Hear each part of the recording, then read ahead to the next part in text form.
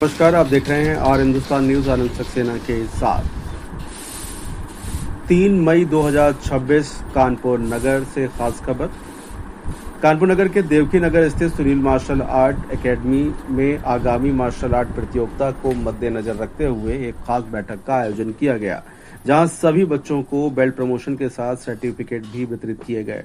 Sunil martial art academy के सभी बच्चों में आगामी प्रतियोगिता के प्रति काफी उत्साह देखने को मिला और आगामी टूर्नामेंट की रूपरेखा भी तैयार की गई।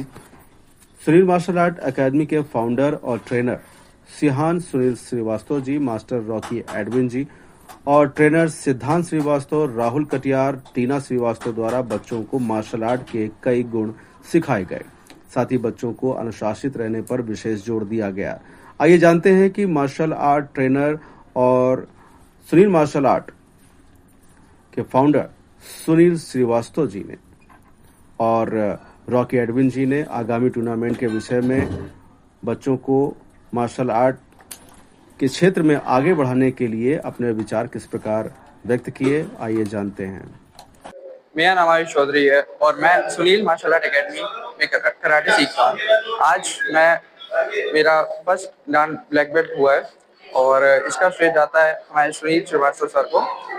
प्रेजेंट टाइम मैं सेंट थॉमस स्कूल में पीटीआई हूँ, गेम टीचर हूँ और मार्शल आर्ट से काफ़ी लंबे अरसे से मैं जुड़ा हुआ हूँ। और इस समय जो इस एकेडमी में मैं आया हूँ तो वाइस प्रेसिडेंट इस all karate do association Kanpur का मैं वाइस प्रेसिडेंट हूँ। और आज बच्चों का बेल्ट टेस्ट था तो स्पेशली बुलाया था यहाँ पे बच्चों के साथ थोड़ा समय बिताएं। और आगे सुनील सर हमारे हैं। सर, मैं सुनील श्रीवास्तव, आज कानपुर कराटे डू एसोसिएशन का जनरल सेक्रेटरी। यहाँ पर जो कार्यक्रम हुआ वो बच्चों का बेल्ट ग्रेडिंग हुआ। आज यहाँ पे बच्चों को बेल्ट ग्रेडिंग के उपरांत सर्टिफिकेट डिस्ट्रीब्यूशन हुआ और बच्चों ने जो पास किया उनको हम लोगों ने एक मोटिवेशनल स्पीच देकर उनको ये बोला कि आगे आप इसी तरह के और भी मेहनत करते रहे, जो आगे आने वाले टूर्नामेंट बेल्ट ग्रेडिंग एक अलग सब्जेक्ट है, एक टूर्नामेंट अलग सब्जेक्ट है। अब उसमें मैं टूर्नामेंट पे भी फोकस कर रहा। हमारी अभी काई की नेशनल होनी है और स्टेट होना है, उससे पहले हम डिस्ट्रिक्ट सिलेक्शन करेंगे। जो हमारी स्टेट होनी है वो 31 मई को नोएडा स्टेडियम में है और हमारी जो नेशनल होनी है वो हुगली यूनिवर्सिटी वेस्ट बंगाल में होनी है। इसलिए हमने बच्चों को अभी से वेस्ट विशेष दे दी है, उनको प्रैक्टिस अभी से तैयारी स्टार्ट कर दी। सर, आज के समाज में महिलाओं के सशक्तिकरण देखते हुए जो कि सरकार भी सपोर्ट कर रही है कि महिला सशक्तिकरण होना चाहिए और पुरुषों का जो है सपोर्ट भी किया जा रहा है, तो इस बारे में आप क्या कहना चाहेंगे? किस तरह से महिलाओं को आगे बढ़ना चाहिए मार्शल आर्ट्स के क्षेत्र में?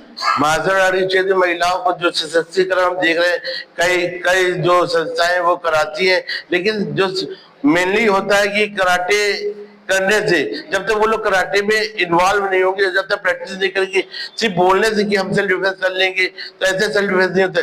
जब तक वो हैबिचुअल नहीं होंगे किसी आदत की, प्रैक्टिस की हैबिचुअल नहीं होगी, तब तक वो उसको फेस नहीं कर पाएंगी। जब उनको किक, पंच और ये थ्रोइंग टेक्निक ये सब चीजें आती होंगी, कितनी बड़ी उनके सामने विपदा हो जाए वो उसको निडर होके उसको मुकाबला कर लेंगी। उसके लिए उनको सीखना पड़ेगा। सर, एक बात और पूछना चाहूंगा, आप मुझे बताइए कि जो आपके जो पहले के स्टूडेंट हुआ करते थे कराटे के और जो आज के स्टूडेंट हैं, इनमें क्या डिफरेंस, क्या अंतर देखने को मिला है? कि पहले बहुत ज्यादा डिसिप्लिन हुआ करते थे, मतलब जो है कोऑपरेट हुआ करते थे, अभी आज के स्टूडेंट्स में और पहले के स्टूडेंट्स में क्या अंतर आप देख रहे हैं? आप बताएं। एक्चुअली आज का जो समय है और पहले के समय में बहुत फर्क था।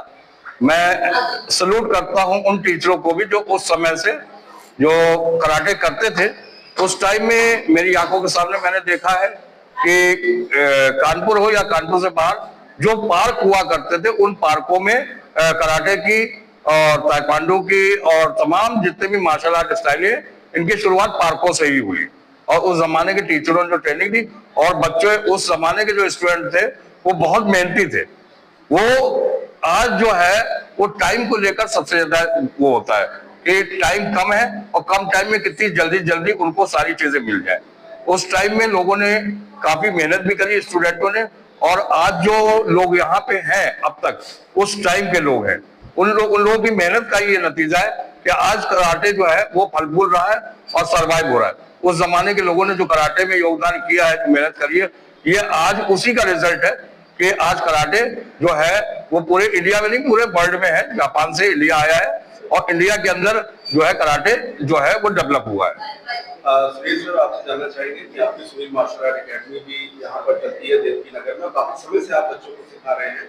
सर, आज के समय में मार्शल आर्ट क्षेत्र में बच्चों के भविष्य को लेकर के अगर बात की जाए तो उनके क्षेत्र में क्या स्कोप है, आपका दृष्टिकोण क्या है कि बच्चों को इस क्षेत्र में आगे बढ़ना चाहिए? मार्शल आर्ट में डायरेक्टली अगर मार्शल आर्ट की बात करें तो डायरेक्टली मार्शल आर्ट से लेकर स्कोप, तो उसके द्वारा आपको बीपीएड करना होगा। बीपीएड के बाद जैसे आप बीपीएड करते हैं और साथ ही साथ अगर आप मार्शल आर्ट क्षेत्र में तो एज ए स्पोर्ट्स कोच आप किसी भी डिग्री कॉलेजेस में आपको इजीली मिल जाता। अब हमारी एसोसिएशन जो कराटे एसोसिएशन ऑफ इंडिया है, जो पुलिस गेम्स कराती है और ऑल डिस्ट्रिक्ट मैच कराती है, एचएससी और सीबीएसई मैच कराती है, इनके द्वारा भी बच्चे जीत के भी जब मेडलिस्ट होते हैं तो उनको भी अभी रिसेंटली हमारे पुलिस में कई बच्चे इसके द्वारा भर्ती हुए। तो नो डाउट आप कराटे से बहुत स्कोप है, आगे गवर्नमेंट अगर साथ देगी तो ये बच्चे और आगे जाएंगे।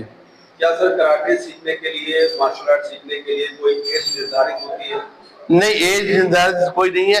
बच्चा 5 साल से ऊपर हो, थोड़ा बालिग हो, जैसे हम लोग होता है कि हम लोग बच्चों को प्री में भेजते हैं, जब वो प्री में जाता है, जैसे स्टार्टिंग में आता है तो उसको सीखना थोड़ा वक्त लगता है, लेकिन हमको उसकी बॉडी को बनाने के लिए कुछ वक्त चाहिए। धीरे धीरे वो हैबिचुअल होता है, फिर हम उसको प्रैक्टिस हिसाब से कराते हैं तो वो ढल जाते हैं, प्रैक्टिस कर लेते हैं। सर, एक सवाल आपसे कि आज के जो युवा पीढ़ी है जो समझती है कि मोबाइल पे ही सारी दुनिया बसी हुई है, मोबाइल को बहुत ज्यादा इंपॉर्टेंस दिया जा रहा है। छोटे बच्चों को हम देखते हैं कि मोबाइल दे दिया जाता है कि चलो ठीक है, बच्चा बिजी है और हम अपना काम निपटा लेते हैं। तो इस विषय में सर क्या कहना चाहेंगे कि मोबाइल कहाँ तक घातक साबित हो सकता है आज की जनरेशन को लेकर? सर, बड़ा अच्छा क्वेश्चन आपने किया है। और आज के समय में जो मोबाइल है कम्युनिकेशन का तो काम कर ही रहा है, इसके अलावा सबसे बड़ी चीज ये है कि जो परिवारों में जो गैप आता जा रहा है ये मोबाइल की वजह से, कि आपस में परिवार बैठता नहीं है, डिस्कशन नहीं करता है।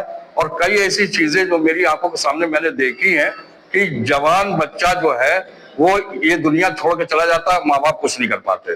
तो क्या आपका मानना ये है कि मोबाइल जब से आया है, जो कुछ ज्यादा एडिक्शन हो गया मोबाइल का, उसके बाद से जो बाहरी खेल थे या फिजिकल एक्टिविटीज थी वो कहीं ना कहीं प्रभावित हुई है? बहुत ज्यादा प्रभावित हुई है।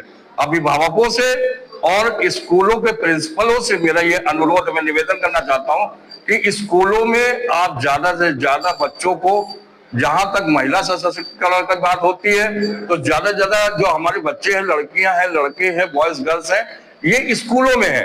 और स्कूलों की ही रिस्पॉन्सिबिलिटी बन जाती है कि हम उनको इधर उधर भटकने की जगह अगर हम उनको मार्शल आर्ट, कराटे, स्पोर्ट्स कराएं तो आगे फ्यूचर में वो मोबाइल से अपने आप को दूर कर पाएंगे। और ये बहुत जरूरी है कि परिवार में फैमिली, अभिभावक, ये बहुत खतरनाक चीज है मोबाइल। सर, एक अंतिम सवाल आपसे।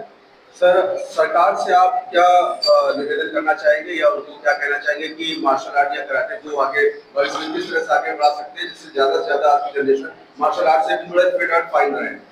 हम भारत सरकार से और अपने यूपी सरकार से ये अनुरोध करते हैं कि जैसे आजकल देखा गया है कि कई फेडरेशन हो गई हैं जिसके द्वारा कराटे क्या कई मार्शल आर्ट सर्वाइव कर रहे हैं। तो हम चाहते हैं कि भारत सरकार एक ही फेडरेशन को मानता है जिससे गेम को निरंतर चलता रहे और गेम हमेशा प्रगति पे बढ़ता रहे। ये हम भारत सरकार से, अपनी उत्तर प्रदेश सरकार योगी आदित्यनाथ जी से ये अनुरोध है कि इस पे ज्यादा पहल करी जाए।